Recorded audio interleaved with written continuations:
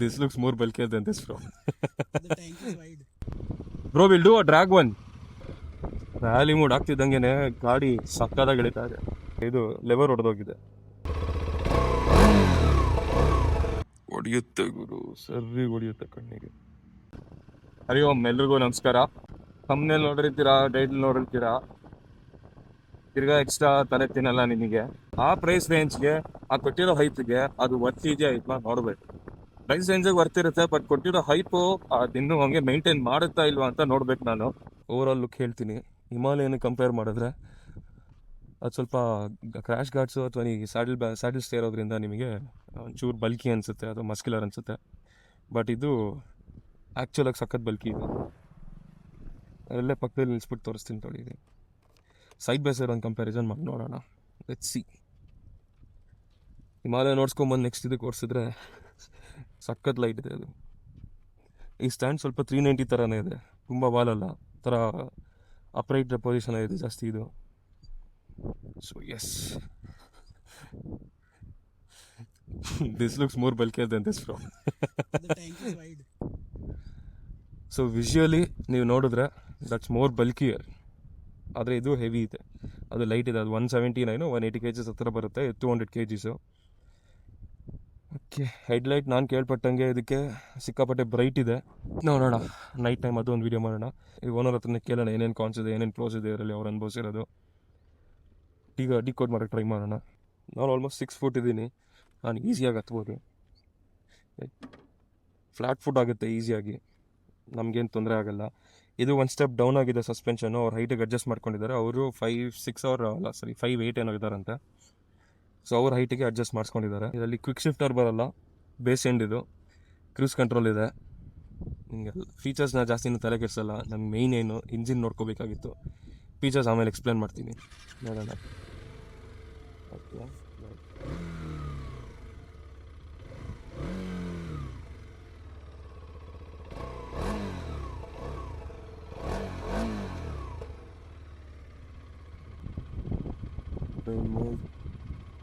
Remote rally mode. Okay, rally ಮೋಡಲ್ಲಿ ನೋಡೋಣ. ಓ,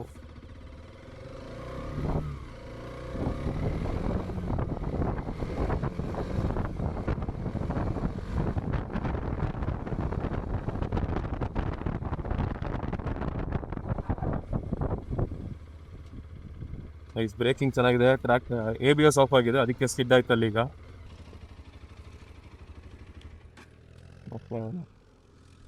ಆಮೇಲೆ ಇನ್ನೊಂದು, ಇವರು ರೈಡ್ ಹೋದಾಗ DDLsಲ್ಲಿ ರೀಸೆಂಟಾಗಿ ಇನ್ನೂ ಗಾಡಿ ನೀವು ನೋಡ್ಬೋದು ಎಷ್ಟು ಓಡಿದೆ ಅಂತ. 1381 ಅಷ್ಟೇ ಓಡಿರೋದು. ಅಲ್ಲಿ ಬಿದ್ದು ಕ್ಲಚ್ಚು ಇದು ಲೆವರ್ ಹೊಡೆದೋಗಿದೆ. ಕ್ವಾಲಿಟಿ ಇಶ್ಯೂ ಇದೆಯಾ ಅಥವಾ ಏನಾಗಿದೆ ಗೊತ್ತಾಗ್ತಿಲ್ಲ. ಇಂಪ್ಯಾಕ್ಟ್ ಫಸ್ಟ್ ಬಿದ್ದರೂ ಕ್ವಾಲಿಟಿ ಏನು ಹಿಂಗಿದೆ ಅಂತ ಅನಿಸುತ್ತೆ. ಲೆವರ್ ಅಡ್ಜಸ್ಟ್ಮೆಂಟ್ ಇದೆ ಬೋತ್ ಫ್ರಂಟ್ ಬ್ರೇಕ್ ಮತ್ತು ಕ್ಲಚ್ಚಿಗೆ. ಕ್ರೂಸ್ ಕಂಟ್ರೋಲು, ಹಜಾರ್ಡ್ ಲೈಟು, ಆಮೇಲೆ ಇಲ್ಲಿ ನೀವು ನ್ಯಾವಿಗೇಷನ್ ಇದು ಮೇಲೆ ಓದ್ತಿದ್ರೆ ನಿಮಗೆ ಮೋಡ್ ಅಪ್ ಮಾಡ್ಕೋಬೋದು. ಓವರ್ ಆಲ್ ಹೇಳಬೇಕು ಅಂದರೆ ಸಸ್ಪೆನ್ಷನ್ ಅಂದರೆ ಅದು ಹಿಮಾಲಯನ್ ಕಂಪೇರ್ ಮಾಡಿದ್ರೆ I would tell neck to neck ಇದೆ ಸಸ್ಪೆನ್ಷನ್ ವೈಸು. ಲುಕ್ ವೈಸ್ ನೀವು ಕೂಡ ಅಷ್ಟೇ, ಇದೇ ಒಂದು ಸ್ವಲ್ಪ ತುಂಬ ಚೆನ್ನಾಗಿದೆ ಅನಿಸ್ತೀವಿ. ಒಂದು ಸ್ವಲ್ಪ ವ್ರ್ಯಾಪ್ ಮಾಡಿಸ್ಕೊಂಡು ನಿಮ್ಗೆ ಇಷ್ಟಪಟ್ಟಂಗೆ ನೀವು ಇನ್ನೂ ಒಂಥರ ನೆಕ್ಸ್ಟ್ ಲೆವೆಲ್ಗೆ ತೊಗೊಂಡೋಗ್ಬೋದು. ಫ್ರಂಟಿಂದ ನೋಡೋದಕ್ಕೂ ಅಂತೂ ಈ ಟ್ರಯಂಫ್ ಡುಕಾಟಿ ಥರನೇ ಇದೆ ಅದು, ಬಟ್ ಇದು ಸಖತ್ ಬಲ್ಕಿ ಇದೆ. ಆಮೇಲೆ ಇದು ನಾನು ಕೇಳ್ಪಟ್ಟಿದ್ದು ಆ್ಯಾವ್ರೇಜ್ ಬರ್ತಾ ಇರೋದು ಇದರಲ್ಲಿ around 30. So you are getting average of what now? In cities it is around 30-31, and on highway it touches 34. 34 So you can consider it 32 as in mixed condition. in mixed. Yeah. Okay. So yes, ಈ helmet ಕೂಡ TVS ಅವರು ಈ ಗಾಡಿ ಜೊತೆ ಕೊಟ್ಟಿದ್ದಾರೆ. ಚೆನ್ನಾಗಿದೆ actually, graphics wise ಎಲ್ಲ light weight, ತೀರಾ ವೆಯ್ಟ್ ಅನಿಸಲ್ಲ. ಎಷ್ಟಿದೆ ವೆಯ್ಟ್ ಇದರಲ್ಲಿ? What's this weight? Sorry. Okay, 1500 grams plus or minus 50 grams vary ಆಗುತ್ತೆ. Paddings we can remove, and also there is a space for Bluetooth. Oh nice. Okay, ಇಲ್ಲಿ they have given space. Nice. Okay, but overall ಗಾಡಿ feel ತುಂಬ ಚೆನ್ನಾಗಿದೆ. ಬಂಪ್ಸನ್ನೆಲ್ಲ ಚೆನ್ನಾಗಿ ತಗೋತ observe ಮಾಡ್ತಾ ಇದೆ, ತುಂಬ ಬರುತ್ತೆ ಅಲ್ಲ ಬಾಡಿಗೆ. ಟರ್ನಿಂಗ್ ರೇಡಿಯಸ್ ಕೂಡ ಹಿಮಾಲಯಗೆ ADV 390 ಕಂಪೇರ್ ಮಾಡಿದ್ರೆ ತುಂಬ ಜಾಸ್ತಿ ಇದೆ, ಚೆನ್ನಾಗಿದೆ. ಎಫರ್ಟ್ಲೆಸ್ ಆಗಿ ನೋಡಿ ಹಾಕೊಂಡು ಹೋಗ್ಬೋದು.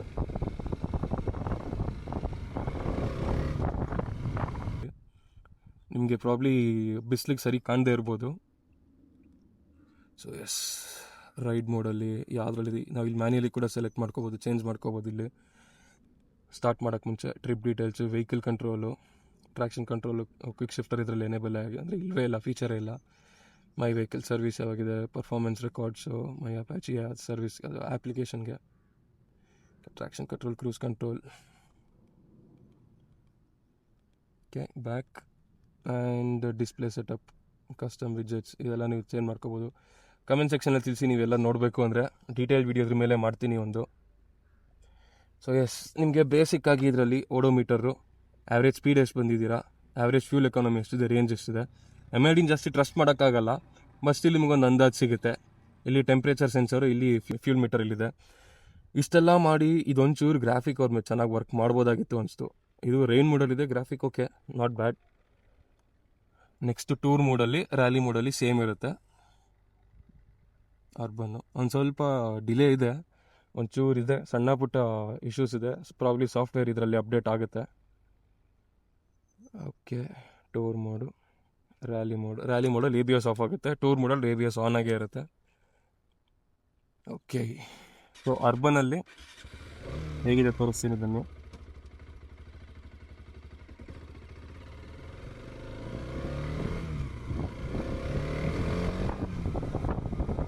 $5,000 $6,000 RPM ಆದಮೇಲೆ ಪಕ್ಕ ಎಳಿತಾ ಇದೆ ಗಾಡಿ. ಇವೆಲ್ಲ ಏನಂದ್ರೆ ಏನು ಅನ್ನಿಸ್ತಾ ಇಲ್ಲ. ಮುಂದೆ ಒಂಚೂರು ಈ ಕಡೆ ಹೋಗೋಣ. ಇವಾಗ ರ್ಯಾಲಿ ಮೋಡ್ ಹಾಕೋಣ. ಟೂರ್ ಮೋಡ್,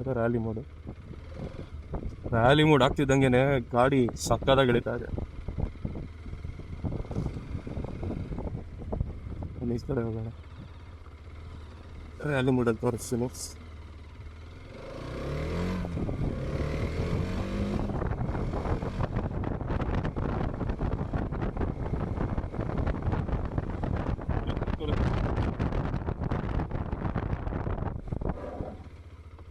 ಸ್ವಲ್ಪ ಸ್ಕಿಡ್ ಆಗುತ್ತೆ ರ್ಯಾಲಿ ಮೋಡಲ್ಲಿದ್ದಾಗ, ಬಟ್ ಸಖತ್ ಕ್ವಿಕ್ ಇದೆ ಬ್ರೇಕಿಂಗ್ ಕೂಡ ಸಖತ್ತಾಗಿ ಕೊಟ್ಟಿದ್ದಾರೆ.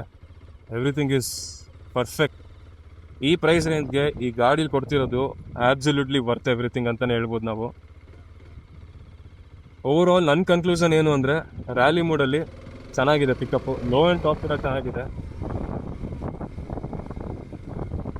ಕ್ರಾಲಿಂಗ್ ಮೋಡ್ ಕೂಡ ಇದೆ ನೋಡಿ, ಸ್ವಲ್ಪ ರೈಟ್ ಸೈಡ್ ಎಳಿತಾ ಇದೆ. ಅದು ಪ್ರಾಬ್ಲಿ ಒಂದ್ಸತಿ ಅಂದರೆ ಆ್ಯಕ್ಚುಲಿ ತುಂಬ ಜಾಸ್ತಿ ಎಳಿತಾ ಇತ್ತು ಅಂದ, ಅವನ ಓನರ್ ರಿವ್ಯೂಲ್ ತೋರಿಸ್ತೀನಿ ನೋಡಿ ಅದನ್ನು. ಬಟ್ ನಾನು ಅನಲೈಸ್ ಮಾಡಿದ್ದೇನೆಂದರೆ ಅದ್ರಲ್ಲಿ ಮುಂದೆಗಡೆ ವೀಲ್ ಬ್ಯಾಲೆನ್ಸ್ ಆಗಿಲ್ಲ ಇನ್ನು. ಸೊ ವೀಲ್ ಬ್ಯಾಲೆನ್ಸಿಂಗ್ ಮಾಡಿದ್ರೆ ಸರಿ ಹೋಗುತ್ತೆ ನೋಡಿ. ಕ್ರಾಲಿಂಗ್ ಇದೆ, ಕೈ ಬಿಟ್ಟಿದ್ದೀನಿ, ಕ್ರಾಲಿಂಗಲ್ಲಿದೆ.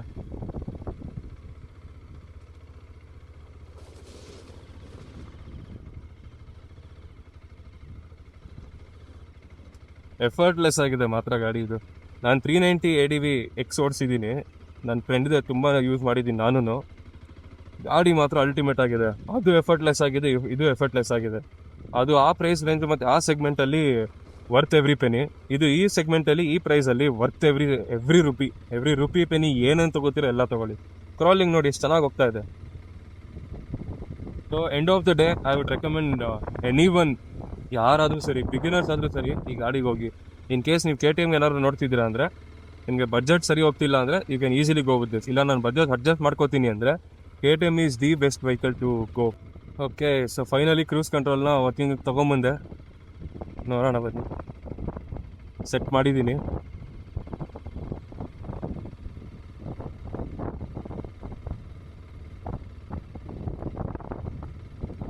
ತುಂಬ ಕಷ್ಟ ಇದೆ.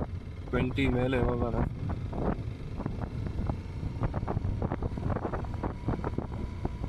ಬಂತು.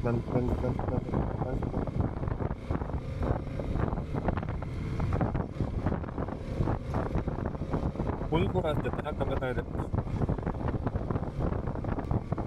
ಬ್ರೇಕ್ ಹೊಡೆದ್ರೆ ಡಿಸೆಂಗೇಜ್ ಆಗುತ್ತೆ. ಒಂದು ಡ್ರ್ಯಾಗ್ ಮಾಡಿ ನೋಡೋಣ ಇದ್ರ ಜೊತೆ, ಹಿಮಾಲಯನ್ ಜೊತೆಗೆ. Bro will do a drag 1, 3, 2, 1 go.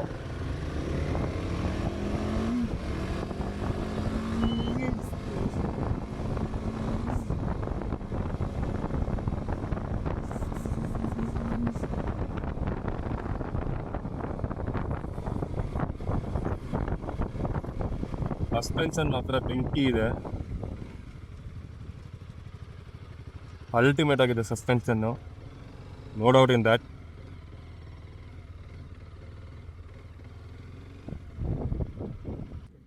So yes, RTXದು ಹೆಡ್ಲೈಟ್ ಥ್ರೋ ತೋರಿಸ್ತೀನಿ. And while coming back, low beam, around 33. High beam. ಈ ನೋಡ್ಬೋದು, ಆ್ಯಕ್ಚುಲಿ ಒಂದು 2 lane ರೋಡ್ ಇದು, ಕಂಪ್ಲೀಟ್ ಕವರ್ ಆಗುತ್ತೆ. ಹೈ ಬೀಮ್ ತೋರಿಸ್ತೀನಿ ತಡೀರಿ. ಎಸ್, ಇಲ್ಲಿ ನಿಮ್ಗೊಂದು ಐಡಿಯಾ ಬರಲಿಕ್ಕೆ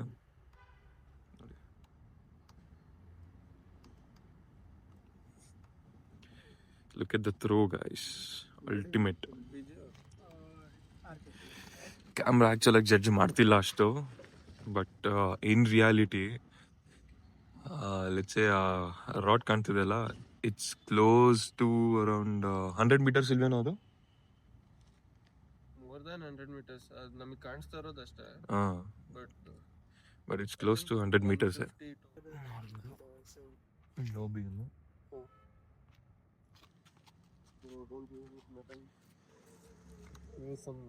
ಹೈ ಬೀಮ್. ಹಾಂ, ಆನ್ ಮಾಡು.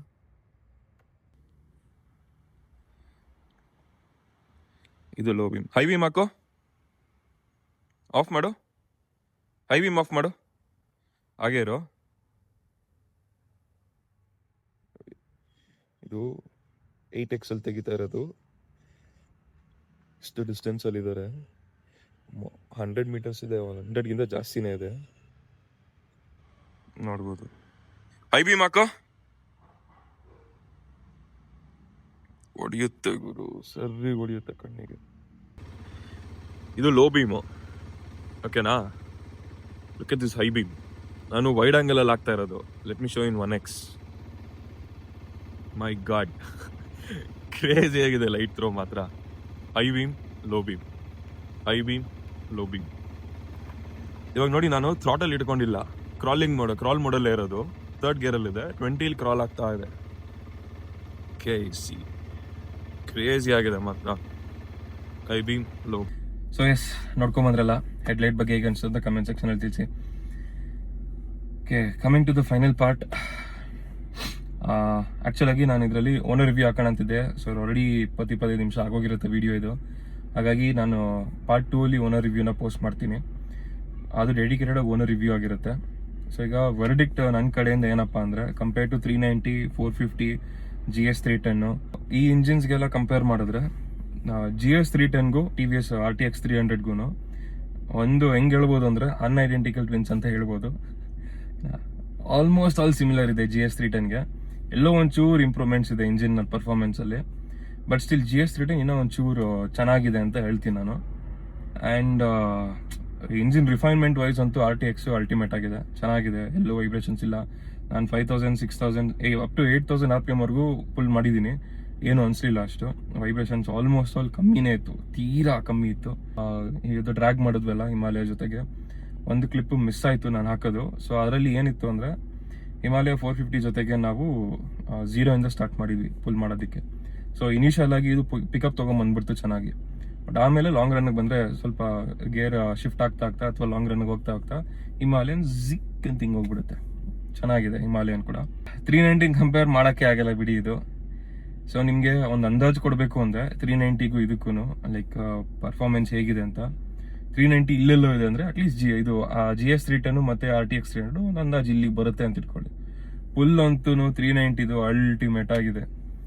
ಅದನ್ನು ಓಡಿಸ್ಬಿಟ್ಟು ಒಂಥರ ನೆಕ್ಸ್ಟ್ ಸ್ಟ್ಯಾಂಡರ್ಡ್ ಹೆಂಗೆ ಸೆಟ್ ಆಗಿದೆ ಅಂದರೆ, 450 ಓಡಿಸಿದ್ರು ಆ ಸ್ಟ್ಯಾಂಡರ್ಡ್ ಸೆಟ್ ಆಗಲ್ಲ, ಆ ಥರ ಆ ಲೆವೆಲ್ಗೆ ಚೆನ್ನಾಗಿದೆ ಅದು. 450 ಆ ಬೇರೆ ಸೆಗ್ಮೆಂಟು, 390 ಇದು ಬೇರೆ ಸೆಗ್ಮೆಂಟು. ಓಕೆ, ಸೊ 450 ಇದು ಪರ್ಪಸ್ ಒಂಥರ ಎಕ್ಸ್ಟ್ರೀಮ್ ಆಫ್ ರೋಡು, ಟೂರಿಂಗು ಅಂತಲೇ ಹೇಳ್ತಾರೆ. ಬಟ್ ನನಗನ್ಸ್ದಂಗೆ 450 ಸಖತ್ ಕಂಫರ್ಟಬಲ್ ಟೂರಿಂಗ್ ಇದೆ ಅದರಲ್ಲಿ. ಕಂಪೇರ್ ಟು 390 ನೀವು ಎಲ್ಲರೂ ತೊಗೊಂಡೋಗಿ ಹೆಂಗಾರು ತೊಗೊಂಡೋಗಿ ಚೆನ್ನಾಗಿ ಉಜಾಡ್ಕೊಂಬರ್ಬೋದು, ಸೈಕಲ್ ಥರ ಆಟ ಆಡಿಸ್ಬೋದು ಅದನ್ನು. ಅಷ್ಟೇ ನಿಂಬಲ್ ಆಗಿ RTX 300 ಕೂಡ ಇದೆ. GS 310 ನಾನು ಜಾಸ್ತಿ ಓಡ್ಸೋಕ್ಕಾಗಿಲ್ಲ, ಬಟ್ ರೀಸನಬಲ್ ಅಮೌಂಟ್ ಓಡಿಸಿದ್ದೀನಿ. ಅದು ಅಷ್ಟೇನೆ, ಇದೇ ಥರ ಇದೆ, ಇದೇ ಥರ ಲೋ ಆ್ಯಂಡ್ ಟಾರ್ಕ್ ಚೆನ್ನಾಗಿದೆ ಅದರಲ್ಲಿ, ಹೈ ಎಂಡಲ್ಲೂ ಚೆನ್ನಾಗಿದೆ. ಹೋಗ್ತಾ ಸ್ವಲ್ಪ ಕಮ್ಮಿ ಅನ್ಸುತ್ತೆ, ಬಟ್ ಚೆನ್ನಾಗಿದೆ. ಅದು ಜಾಸ್ತಿ ಪುಲ್ ತಗೊಳ್ಳಲ್ಲ. ಅದು 390 ನಿಮಗೆ ಫುಲ್ ಪೀಕಲ್ಲಿ ಕೊಡುತ್ತಲ್ಲ ಆ ಥರ ಕೊಡಲ್ಲ ಇದು ಕ್ರೂಸ್ ಕಂಟ್ರೋಲ್ದು. ಸೊ ಕ್ರೂಸ್ ಕಂಟ್ರೋಲ್ ನಾನು ಅಬ್ಸರ್ವ್ ಮಾಡಿದ್ದೇನು ಅಂದರೆ, ನಾನು 390S ಓಡಿಸ್ತಾ ಇದ್ದೆ ನನ್ನ ಫ್ರೆಂಡ್ದು. ಸೊ ಆ ಗಾಡೀಲಿ ನಾನು ಕ್ರೂಸ್ ಕಂಟ್ರೋಲ್ ಸೆಟ್ ಮಾಡಿದೆ. ಆ ಗಾಡೀಲಿ ಸೆಕೆಂಡ್ ಗೇರಲ್ಲಿ ಎನಿ ಗೇರಲ್ಲಿ ನೀವು 15 kmph ಮೇಲಿದ್ರೆ ಕ್ರೂಸ್ ಕಂಟ್ರೋಲ್ ಸೆಟ್ ಆಗುತ್ತೆ, ಓಕೆನಾ. ಸೊ ಅದರಲ್ಲಿ ಸೆಟ್ ಮಾಡಿದ್ಮೇಲೆ ನನ್ನ ಗೇರ್ ಶಿಫ್ಟಿಂಗು ಈಸಿ ಇತ್ತು. ಆಮೇಲೆ ನನಗೆ ಜರ್ಕ್ ಬರ್ತಾ ಇರಲಿಲ್ಲ, ಯಾಕೆಂದರೆ ಬೈ ಡೈರೆಕ್ಷನ್ ಕ್ವಿಕ್ ಶಿಫ್ಟರ್ ಇದೆ ಅದರಲ್ಲಿ. ಸೊ ನನಗೆ ರೆವ್ ಮ್ಯಾಚಿಂಗ್ ಕ್ಲೀನಾಗಿ ಆಗ್ತಾ ಇತ್ತು. ಬಟ್ ಅದೇನೆ ನಾನು ಇಲ್ಲಿಗೆ ಬಂದಾಗ RTX 300ಗೆ ಬಂದಾಗ ಕ್ರೂಸ್ ಕಂಟ್ರೋಲ್ ಹಾಕೊಂಡಾಗ ಏನು ಇಶ್ಯೂ ಆಗ್ತಿತ್ತು ಅಂದರೆ, ಇದು ಬೇಸ್ ವೇರಿಯಂಟು. ಸೊ ಬೇಸ್ ವೇರಿಯಂಟಲ್ಲಿ ನಿಮಗೆ ಬೈ ಡೈರೆಕ್ಷನ್ ಕ್ವಿಕ್ ಶಿಫ್ಟರ್ ಬರಲ್ಲ, ಅಥವಾ ಕ್ವಿಕ್ ಶಿಫ್ಟರೇ ಇಲ್ಲ ಇದರಲ್ಲಿ. ಸೊ ಕ್ವಿಕ್ ಶಿಫ್ಟರ್ ಇಲ್ಲದೆ ಇರೋ ಕಾರಣ ನಿಮಗೆ ಆ ರೆವ್ ಮ್ಯಾಚ್ ಆಗಲ್ಲ. ನೀವು ಈಗ ನಾನು ಕ್ರೂಸ್ ಕಂಟ್ರೋಲ್ ಸೆಟ್ ಮಾಡಿದೆ, ಈಗ ನಾನು 55-60 ಸೆಟ್ ಮಾಡಿಬಿಟ್ಟು ಏನಂತಾರೆ ಥ್ರಾಟಲ್ ಬಿಟ್ಬಿಟ್ಟಿದ್ದೀನಿ, ಓಕೆನಾ. ಸೊ ಅದೇನು ಮಾಡುತ್ತೆ, ಥ್ರಾಟಲ್ ಅಲ್ಲಿಗೆ ಲಾಕ್ ಮಾಡ್ಕೊಂಡಿರುತ್ತೆ. ಅದು ಮಧ್ಯದಲ್ಲಿ ಆ ರೆವ್ನ ಅಥವಾ ರೆವ್ ಮ್ಯಾಚ್ ಮಾಡೋಕ್ಕಾದ್ರೂ ಸರಿ, ಅಥವಾ ಸ್ಪ್ಲಿಟ್ ಸೆಕೆಂಡ್ಗೂ ಥ್ರಾಟಲ್ ಕಟ್ ಆಗಲ್ಲ. ನಾನು ಅದೇನೇ ಈಗ 390S ಅಲ್ಲಿ ಹೋದಾಗ ನಾನು ಅದರಲ್ಲಿ ಕ್ವಿಕ್ ಶಿಫ್ಟರ್ ಸೆನ್ಸರ್ ಇರೋದ್ರಿಂದ ನಾನು ಗೇರ್ ಚೇಂಜ್ ಮಾಡ್ಬೇಕಾದ್ರೆ ಸೀಮ್ಲೆಸ್ ಆಗಿತ್ತು ಅದು. ಸೊ ನನ್ನ ಅನಾಲಿಸಿಸ್ ಪ್ರಕಾರ ಈ ಗಾಡೀಲಿ BTO ವರ್ಷನ್ಗೆ ಹೋಗ್ತಿರಲ್ಲ, ಅದರಲ್ಲಿ ಕ್ವಿಕ್ ಶಿಫ್ಟರ್ ಇದೆ ಅಲ್ಲ, ಕ್ವಿಕ್ ಶಿಫ್ಟರ್ ವರ್ಷನಲ್ಲಿ ಕ್ರೂಸ್ ಕಂಟ್ರೋಲ್ ಇನ್ನೂ ಸ್ಮೂತಾಗಿ ವರ್ಕ್ ಆಗುತ್ತೆ ಅಂತ ನಾನು ಅನ್ಕೊಂಡಿದ್ದೀನಿ. ಇನ್ನು ಓಡ್ಸೋಕ್ಕೆ ಸಿಕ್ಕಿಲ್ಲ, ಬಟ್ ಇನ್ ಕೇಸ್ ಸಿಕ್ತು ಅಂದರೆ ಅದನ್ನು ಕೂಡ ನಿಮಗೆ ಇನ್ಫಾರ್ಮ್ ಮಾಡ್ತೀನಿ. ನನ್ನ ಅನಿಸಿಕೆ ಏನಂದರೆ BTO ಅಲ್ಲಿ ಚೆನ್ನಾಗಿರುತ್ತೆ ಅಂತ. ಸೊ ಎಸ್, ಇದೊಂದು ಸ್ಮಾಲ್ ಫೀಡ್ಬ್ಯಾಕ್ ಇತ್ತು. ನೀವೀಗ ಹೇಳಕ್ಕೆ ಮುಂಚೆ ನಾನೇ ಹೇಳ್ಬಿಡ್ತೀನಿ, ನಾನು ಏನಕ್ಕೆ ಕ್ವಿಕ್ ಶಿಫ್ಟರು ಅಥವಾ ಈ ಕ್ರೂಸ್ ಕಂಟ್ರೋಲ್ ಬಗ್ಗೆ ಮಾತಾಡಿದೆ ಅಂದರೆ, ಈಗ ನೋಡಿ, ನೀವು ಒಂದೊಂದ್ಸತಿ ಹೈವೇಲಿ ಈಗ ನೀವು ಬ್ರೇಕ್ ಹಿಡಿಲಿ ಅಂದ್ರೂ ಒಂದೆರಡು ಕಡೆ ಗೇರ್ ಡೌನ್ ಗೇರ್ ಅಪ್ ಮಾಡೋದು ಅವಶ್ಯಕತೆ ಬಂದೇ ಬರುತ್ತೆ. ಹಾಗಾಗಿ ಈ ವಿಷಯನ ನಿಮಗೆ ಹೇಳೋಣ ಅಂತ ನಾನು ಅನ್ಕೊಂಡಿದ್ದು. ಈಗ ನಾನು ರಿವ್ಯೂ ಮಾಡ್ತಿದ್ದೀನಿ ಅಂದರೆ ನಾನು ಎಲ್ಲ ಥರ ಟೆಸ್ಟ್ ಮಾಡಿ ಟ್ರೈ ಮಾಡಿ ನಿಮ್ಗೆ ಆಮೇಲೆ ಹೇಳ್ತೀನಿ. ಸುಮ್ಮನೆ ಎಲ್ಲರೂ ಹೇಳ್ದಂಗೆ ನಾನು ಹೇಳಿದ್ರೆ ನನ್ನಲ್ಲಿ ಏನು ಯೂನಿಕ್ನೆಸ್ ಇರಲ್ಲ, ಅಥವಾ ನಿಮಗೆ ಗಾಡಿಲ್ಲ ಇಶ್ಯೂ ಇದೆ ಅಂತ ಗೊತ್ತಾಗಲ್ಲ, ನಿಮಗೆ ಅದು ಭಯ ಆಗಬಾರ್ದು ಆ ಥರ. ಸೊ ಹಾಗಾಗಿ ನಾನು ಎಲ್ಲ ಥರ ಟ್ರೈ ಮಾಡಿ ನಿಮ್ಗೆ ಇನ್ಫಾರ್ಮ್ ಮಾಡ್ತೀನಿ. ಸೊ ಇನ್ ಕೇಸ್ ನೀವೇನಾದ್ರು ವಿಡಿಯೋ ನೋಡ್ತಿದ್ರೆ ವಿಲ್ ಬಿ ವೆಲ್ ಇನ್ಫಾರ್ಮ್ಡ್ ಅಂತ, ಓಕೆನಾ. ಸೊ ಏನಕ್ಕೆ ಇದನ್ನು ಹೇಳ್ತಾ ಇದ್ದೀನಿ ಅಂದರೆ, ಈ ಗಾಡೀಲಿ ನಾನು ಕ್ರೂಸ್ ಕಂಟ್ರೋಲ್ ಯೂಸ್ ಮಾಡಬೇಕಾದ್ರೆ ಸೆಟ್ ಮಾಡಿಬಿಟ್ಬಿಟ್ಟಿದ್ದೆ. ಈಗ ನೀವು ಹೇಳ್ಬೋದು ಕ್ರೂಸ್ ಕಂಟ್ರೋಲ್ ಇರೋದು ಬರೀ ಹೈವೇಗೆ ಮಾತ್ರ, ಹೈವೇಲಿ ನೀನು ಯಾವನು ಅಗ್ಲಗ್ಲ ಗೇರ್ ಶಿಫ್ಟ್ ಮಾಡ್ತಾನೆ ಅಂತ. ಮಾಡಬೇಡಿ. ನನ್ನ ಟ್ರಯಲ್ ಹೇಳ್ತಾ ಇದ್ದೀನಿ. ಇನ್ ಕೇಸ್ ಅವಶ್ಯಕತೆ ಬಂದರೆ ನೀವು ಮಾಡಬೇಕಾಗತ್ತೆ. ಝೀರೋ ಸಿವಿಕ್ ಸೆನ್ಸ್ ಇರುತ್ತೆ ಕೆಲವರಿಗೆ, ಏನು ಮಾಡೋಕ್ಕಾಗಲ್ಲ, ಓಕೆನಾ. ಸೊ ಹಾಗಾಗಿ ಎಲ್ಲ ಥರ ಟೆಸ್ಟ್ ಮಾಡಿ ನಾನು ನಿಮಗೆ ಹೇಳ್ತಾ ಇರ್ತೀನಿ. ಇದರಲ್ಲಿ ನಾನು ಕ್ರೂಸ್ ಕಂಟ್ರೋಲ್ ಸೆಟ್ ಮಾಡಿ ಗೇರ್ ಶಿಫ್ಟ್ ಮಾಡಬೇಕಾದ್ರೆ, ಸಿನ್ಸ್ ಈಗ ಥ್ರಾಟಲ್ ಆಲ್ರೆಡಿ ಒಂದು ಕಡೆ ಲಾಕ್ ಆಗಿರುತ್ತೆ, ಒಂದು ಸ್ಪ್ಲಿಟ್ ಸೆಕೆಂಡ್ ಕೂಡ ಥ್ರಾಟಲ್ ಕಟ್ ಆಗಲ್ಲ. ಸೊ ಏನಾಗುತ್ತೆ, ನಿಮಗೆ ರೆವ್ ಕೂಡ ಕಟ್ ಆಗಲ್ಲ, ನೀವು ಕ್ಲಚ್ ಬಿಟ್ಟಾಗ ಜರ್ಕ್ ಅಂತ ಹಿಂಗೆ ಹೊಡಿಯುತ್ತೆ. ಸೊ ಅದು ನಾರ್ಮಲ್ ಆಗಿ ಬರುತ್ತೆ, ಅದೇನು ಮಾಡೋಕ್ಕಾಗಲ್ಲ. ಹೋಪ್ಫುಲಿ ಕ್ವಿಕ್ ಶಿಫ್ಟರ್ ಇರೋ ವರ್ಷನ್ನಲ್ಲಿ ನಿಮಗೆ ಏನು ಇಶ್ಯೂಸ್ ಬರಲ್ಲ. BTO ವರ್ಷನು ಯಾವುದು ಇಶ್ಯೂಸ್ ಇರಲ್ಲ ನಿಮಗೆ. ಇನ್ ಕೇಸ್ ಇವ್ರು ಆಕ್ಸೆಸರೀಸ್ ಎಲ್ಲ ಪ್ರೊವೈಡ್ ಮಾಡ್ತಿದ್ದಾರೆ ಅಂದರೆ ಕ್ವಿಕ್ ಶಿಫ್ಟರ್ ಹಾಕ್ಸ್ಕೊಳ್ಳೋದು ಒಳ್ಳೆಯದು. ಆ್ಯಂಡ್ ಎಸ್, ಇದನ್ನ ನೀವು ಇನ್ ಕೇಸ್ ತೊಗೊಂಡು ನೀವು ಒಂದು ಗ್ರೂಪ್ ರೈಡ್ ಹೋಗ್ತಿದ್ದೀರಾ ಅಂದರೆ ಈಸಿಯಾಗಿ ಕೀಪ್ ಅಪ್ ಮಾಡ್ಕೋಬೋದು, ಏನು ತೊಂದರೆ ಇಲ್ಲ. ನೀವು ಹೈವೇಲಿ ಒಂದು 100-110 ಈಸಿಯಾಗಿ ಮ್ಯಾನೇಜ್ ಮಾಡುತ್ತೆ. ಅದು ಅಪ್ ಟು 130-140ವರೆಗೂ ಹೋಗುತ್ತೆ, ಬಟ್ 120 ಈಸ್ ಐಡಿಯಲ್. ತುಂಬ ಸ್ಟ್ರೆಸ್ ಆಗ್ದಂಗೆ ಆಗಲ್ಲ ಇಂಜಿನ್ ಮೇಲೆ, ಸ್ಮೂತ್ ರೈಡ್ ಇರುತ್ತೆ, ಒಳ್ಳೆ ಮೈಲೇಜ್ ಕೂಡ ಬರುತ್ತೆ. ಕ್ರೂಸ್ ಕಂಟ್ರೋಲ್ ಆಗಿ ಬಿಟ್ಬಿಡಿ, ಆರಾಮಾಗಿ ಹೋಗ್ತಾ ಇರುತ್ತೆ ಇದರಲ್ಲಿ. ಇಲ್ಲಿವರೆಗೂ ನೋಡಿದ್ದೀರಾ, ಹೇಗನ್ನಿಸ್ತು ಅಂತ ಕಾಮೆಂಟ್ ಸೆಕ್ಷನಲ್ಲಿ ತಿಳಿಸಿ. ಲೈಕ್ ಮಾಡಿ, ಶೇರ್ ಮಾಡಿ, ಫಾಲೋ ಮಾಡಿ, ಹಾಗೆ ಸಬ್ಸ್ಕ್ರೈಬ್ ಮಾಡೋದನ್ನು ಮರಿಬೇಡಿ. ಫಾಲೋ ಫಾರ್ ಪಾರ್ಟ್ 2 ಅಲ್ಲಿ ನಾನು ನಿಮಗೆ ಓನರ್ ರಿವ್ಯೂ ಕಂಪ್ಲೀಟಾಗಿ ಹಾಕ್ತೀನಿ. ಆಮೇಲೆ ಅದನ್ನು ಡಿಕೋಡ್ ಮಾಡ್ತೀನಿ, ಅವ್ನಿಗೆ ಏನು ಇಶ್ಯೂ ಬಂದಿತ್ತು, ಏನಕ್ಕೆ ಆಗ್ತಿದೆ ಅಂತ ಅನಲೈಸ್ ಮಾಡಿ ನಿಮಗೆ ಹೇಳ್ತೀನಿ. ನೋಡೋಣ. See you in part 2. ಜೈ ಶ್ರೀರಾಮ್.